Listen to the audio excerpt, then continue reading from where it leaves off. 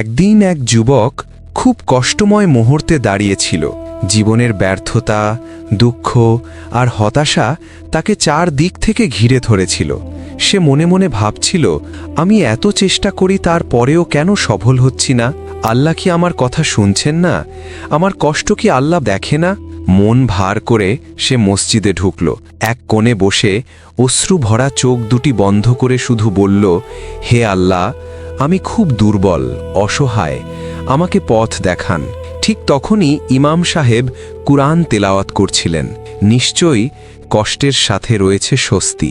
ইমাম সাহেবের কুরআন তেলাওয়াত শুনে তার হৃদয়টা যেন একটু হালকা হলো। এই একটি আয়াতই যেন তার হৃদয়ে এক নতুন বিশ্বাসের আলো জ্বালিয়ে দিল।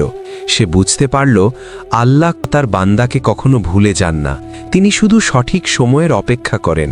হয়তো এই কষ্টই তাকে শক্ত বানানোর প্রস্তুতি।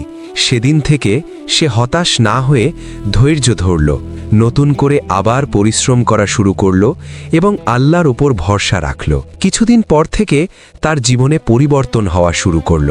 তখন সে বুঝল যে আল্লাহর উপর ভরসা রাখে, আল্লাহ কখনো তাকে খালি হাতে ফেরান না। কষ্ট যখন বেশি মনে হবে, তখনই বুঝে নিও আল্লাহ তোমার জন্য বড় কিছু প্রস্তুত করছেন।